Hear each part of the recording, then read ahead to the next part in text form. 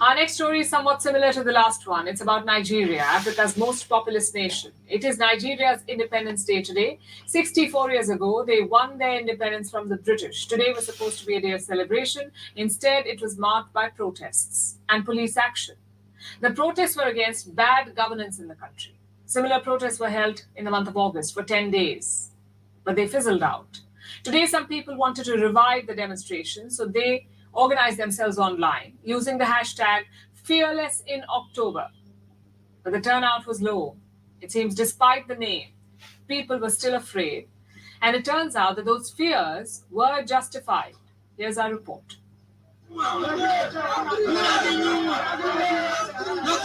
A crowd had gathered in Nigeria's capital, Abuja.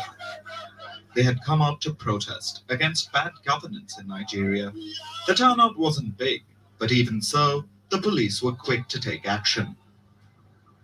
Tear gas was lobbed at the demonstrators, roads were blocked, and the situation was handled.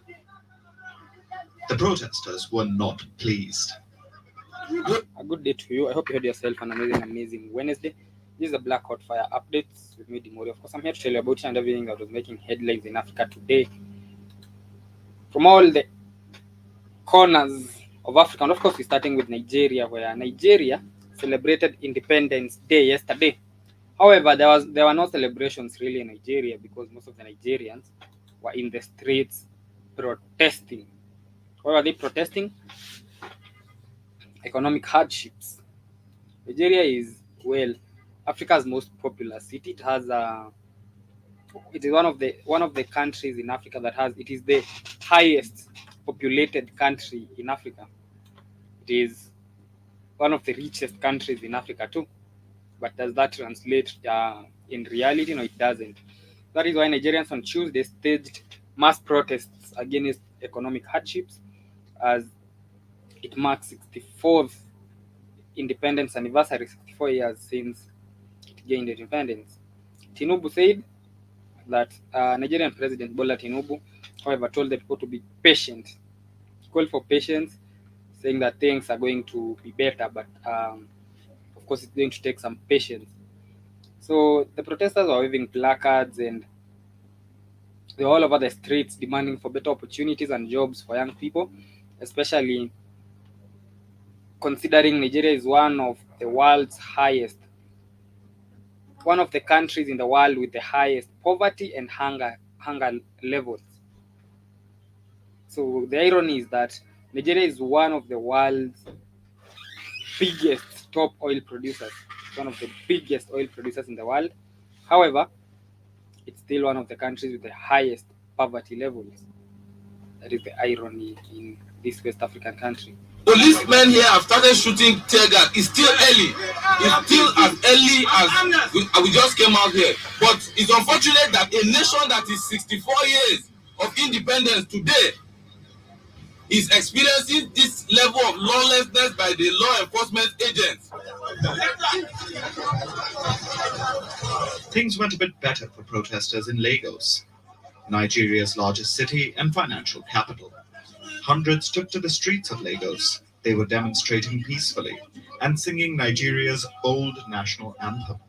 The country changed the anthem in May, so singing the old one was an act of defiance. It was symbolic, considering that today is Nigeria's Independence Day. 64 years ago, the country overthrew the British. It should have been a day of celebration, but instead, the people of Nigeria were protesting against their government and its economic policies. Nigeria's government knows that the people are unhappy. I am deeply aware of the struggles many of you face in these challenging times. Our administration knows that many of you struggle with rising costs and the search for meaningful employment. I want to assure you that your voices are heard. I don't feel assured, and this is the narrative. I think they read from the same script because any other African president would have said the same. Your voices have been heard, your cries have been heard. I want to assure you that we are going to do everything within our power to make sure that, in the next 6 months we're going to do this, we're going to do that, but nobody ever really does anything. All we do is talk, talk, and talk. How about we, for once, stop talking and start doing something for the people? The problem with African politicians, at African politics, is that nobody says what they mean and nobody means what they say. A politician will come out saying how they want to fight corruption, but they end up being the most corrupt among the lot. So now, Nigerians were protesting, among other things, scarcity in oil. Yeah, I mean scarcity in oil in Nigeria, which is perhaps one of the biggest, might be top 10 biggest oil producers in the world, but they suffer scarcity of oil. And of course, that reflects negatively on Nigeria's economy over and over again, because once there's no oil, then, so the fact that Nigeria still suffers from all those problems many years after independence, 64 years after independence, and Nigeria is just but a template of what other African countries look like. Maybe it might be a bit more messed up. Of course, it's gonna be a bit more messed up because as I said, it's the most populous country in Africa. So of course, sometimes when the population is not too big and the leaders are reckless, it takes some time before it can be seen. But now when you have millions of people like Nigeria has, and the leaders are reckless and they do not do anything for the people, then that is going to reflect more easily, because now more children are being born. That is, the birth rate is high. That means the number of people graduating every year is high. That means more people go into the job market every now and then, but the job market is shrinking. The job market is shrinking and more people are coming in. So that is never a good thing, because that is where now we start seeing, that is why you're going to meet a Nigerian in whichever country in the world you go. You're going to meet a Nigerian there trying to con somebody, or sometimes doing honest business. Not all Nigerians are really like that. One of the problems is the one on your screen, Bola Tinubu. Is he to entirely blame for Nigeria's woes and problems? No, he's not. That would be crucifying this man. He is part of the problem, but he's not the only source of the problem. Nigeria has had years and years of bad governance, of corruption, of rot, of incompetence, as many other African countries have had. It's just catching up on them, because right now I understand the inflation level there is up there. There's shortage of fuel, there's shortage of oil in the world's one of the biggest oil producers. And yet there's shortage of oil there. There's no electricity in Nigeria. Boko Haram has been on the surge. It has really been going through it, and I feel for Nigerians who now have to, of course, tighten their belts, because if the hope is Bola Tinubu, then I can assure you it's gonna be some time before. It's gonna take time before we even think of taking Nigeria being anything better than a third world country, because at the moment it's a third world country with the highest level of unemployment, with poverty levels up there, and nothing seems to work. As your president, I assure you that we are committed to finding sustainable solutions to alleviate the suffering of our citizens. This was from President Tinubu's speech today. Instead of celebrating independence, Tinubu was trying to placate the people. It shows just how bad the situation is. Tinubu became Nigeria's president last year, and he introduced a slew of economic reforms. He removed a fuel subsidy, increased electricity prices, and devalued Nigeria's currency. But in reality, he did not do any of that. Let's once again not crucify the man. He does not have the power to do any of those. He was directed to do all of those things that you've said. Those are statutories that are put in loans, and you have to do them, because when you are taking the loans, that was one of the ways you agreed that you will pay back. First one is doing away with fuel subsidization. I can assure you, Tinubu did not make that decision. That was a call that he received, or a meeting, or a sermon, or an email, I don't know. But those were clear instructions on doing away with the fuel subsidies. Did away with the fuel subsidies, which in reality should not really affect Nigerians at all. I mean, they produce oil enough to serve them and to export.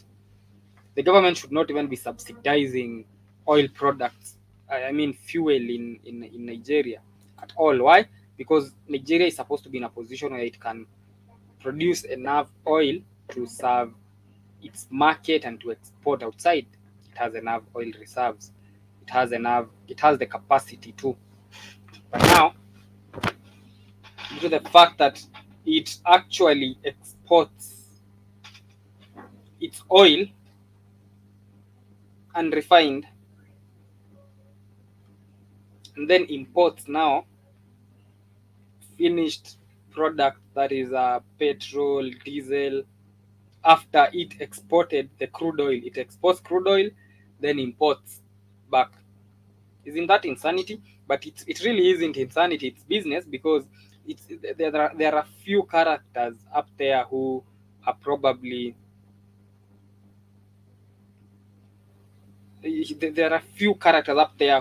benefiting from the export of crude oil and the import. So I wouldn't say it's insanity, because it's business for some people who do not really care whether the fuel cost in Nigeria is going to go up. It doesn't matter to them.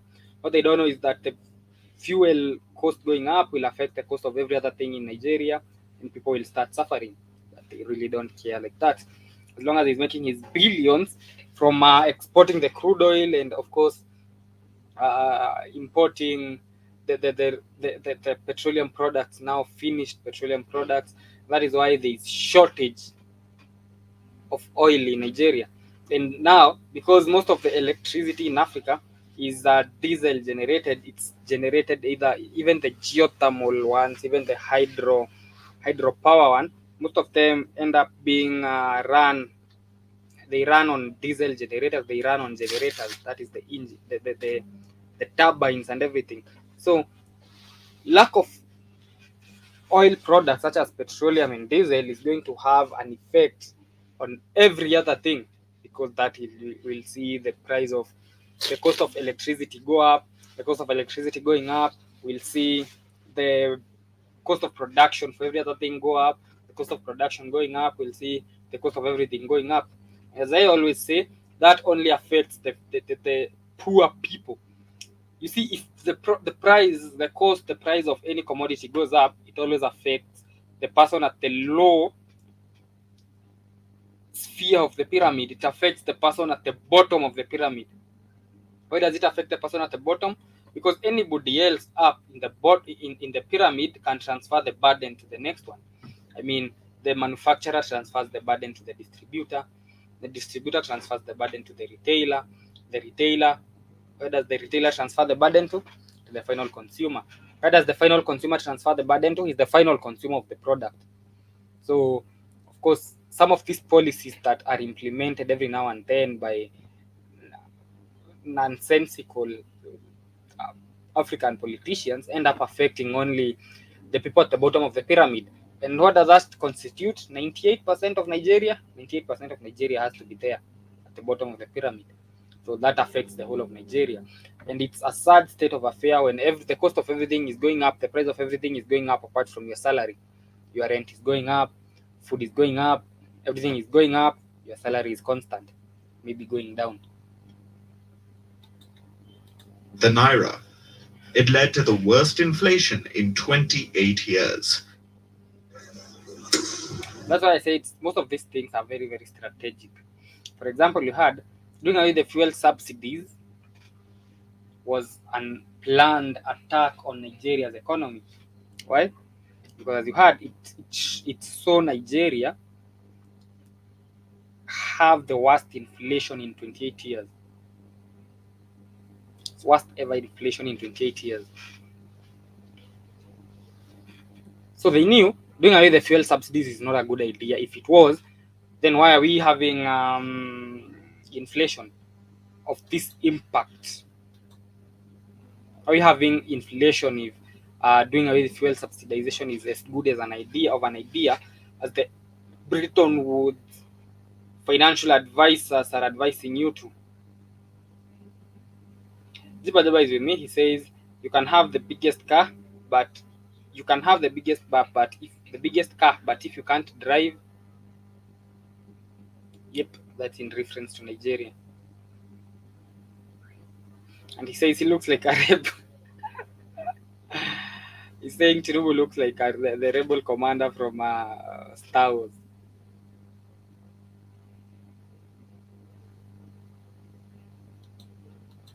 This sparked public anger, and protests erupted in August. But the Nigerian government crushed those demonstrations. At least 21 people died, and 10 were charged with treason.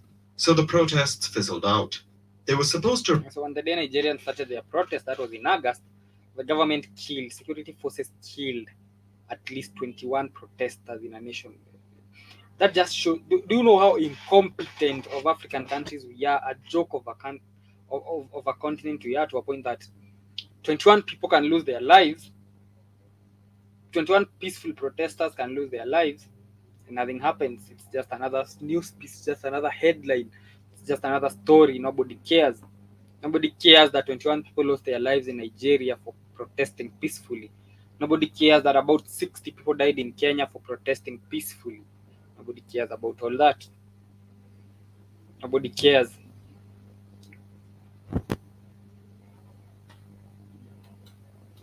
A restart today. Organizers were trying to rally people online using hashtags like Fearless in October or Fearless October 1st. But it seems that this did not work because the Nigerian state was prepared to induce fear.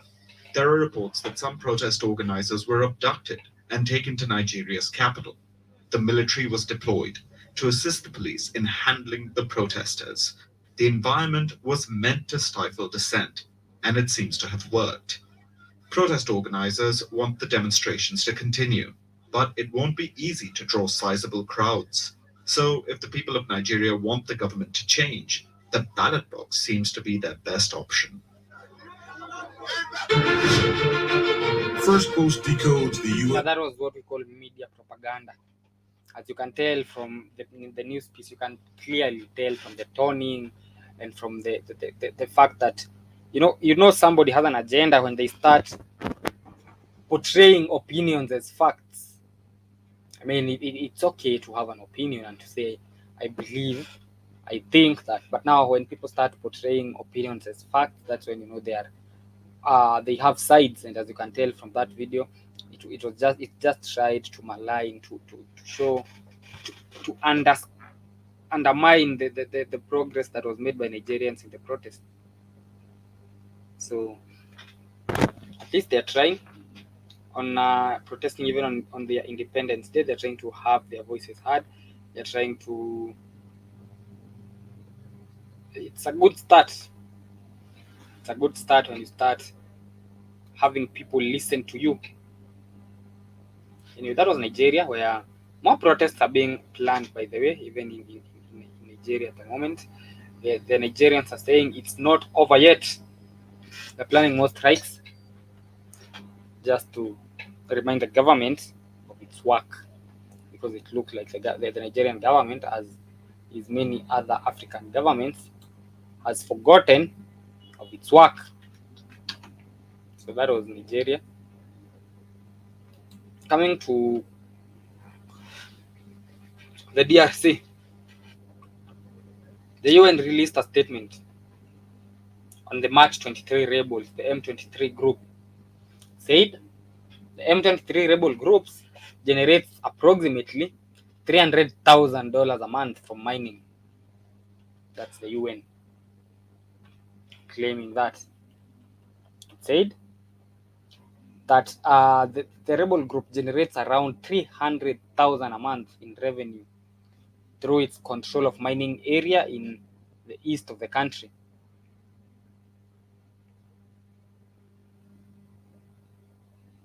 So the March 23 has has links to Rwanda. I wanted to say alleged, but I'm not even going to use the word alleged. It looks like the March 23 has links to Rwanda. And in April this year, if I can remember well, they seized a mining area in eastern Congo.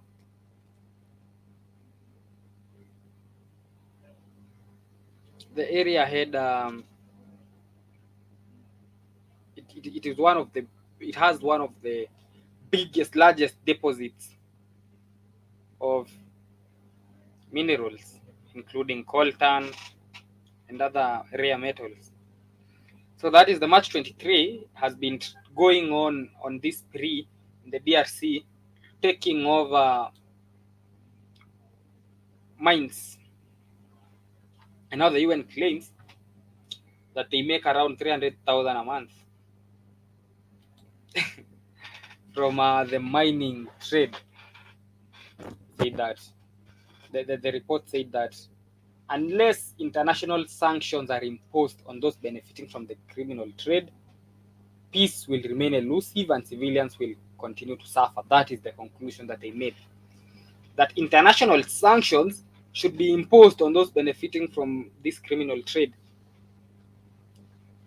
But then you wonder, okay, let's agree, for argument's sake, that whatever is happening is criminal trade, which it is. But now, the UN is saying that unless international sanctions are imposed on those benefiting from this criminal trade, peace will remain elusive and civilians will continue to suffer. So I wanted to ask, let's assume that now the March 23 rebels took over the mines in April. So they have been on the mines for the last 4 months. So let's assume for argument's sake that the March 23 is the one that is responsible for Congo being messed up, because it's apparently stealing all the money from the people of Congo, stealing 300,000 a month, 300,000 USD a month from the people of Congo. So the March 23 is the one to blame for the poverty in the DRC. It took over the mines in April. So then what I expect is life in Congo was amazing before April. I mean, before the mines were taken over by the March 23 rebels, the Congolese citizens used to have good access to healthcare. They used to have better standards of living. They used to have, because apparently, according to the UN, it's the March 23 rebels that have taken over the mines in the DRC, and that is why the DRC is messed up. And that is why 300,000 Kenya shillings get lost every other month by the March 23 rebels. They took over in April. Let's go back to March. Let's go back to February. Let's go back to years and years ever since the DRC gained independence. It did gain independence at all. Where's the money been going to? The March 23 rebel group was not there 10 years ago. Was it? I'm not sure. It was formed on March 23, 2008. So it wasn't there in 2004. Was life better?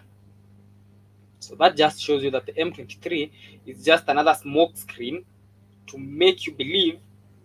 Now people will look unto them with hatred and think, of course, the March 23 rebel group is financed externally. That one I know.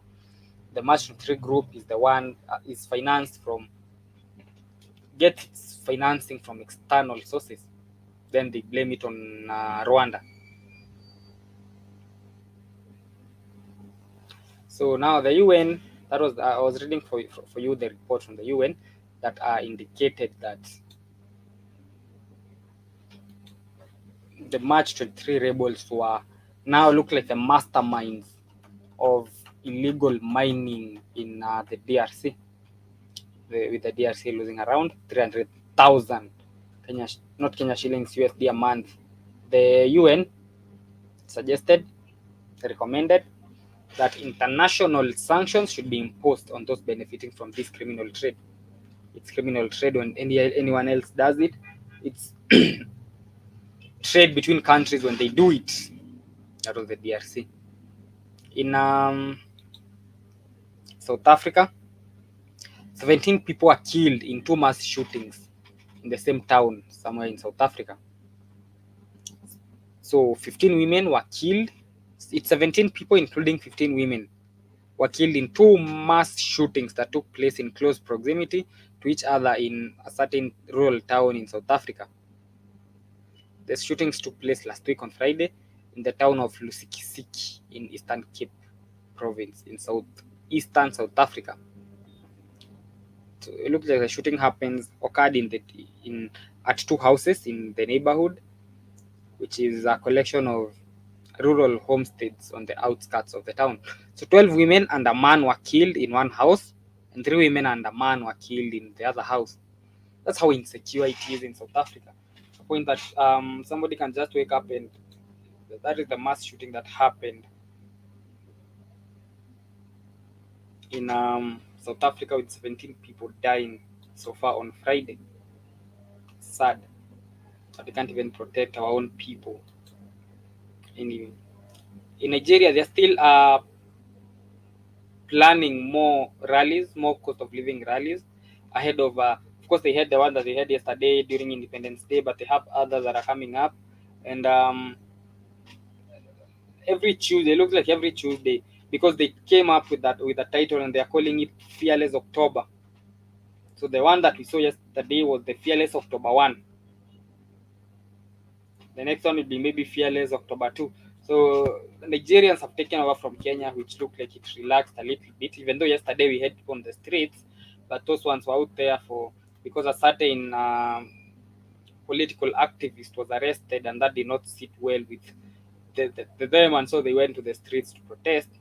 But now it looks like Nigeria is going to take over from Kenya. And of course, as Kid always said, the domino effect looks like it's going to take over, and more African people are going to demand for accountability, which is a term that we don't talk about much in Africa. Accountability, not many people are that accountable. Anyway, as I come to the end of the show, this has been the Black Hot Fire updates. Job is coming up in the next few minutes, in the next 8 minutes on her show. I'm sure she has a lot lined up for you. I hope I see you tomorrow on the Black Hot Fire updates. Enjoy the rest of your day.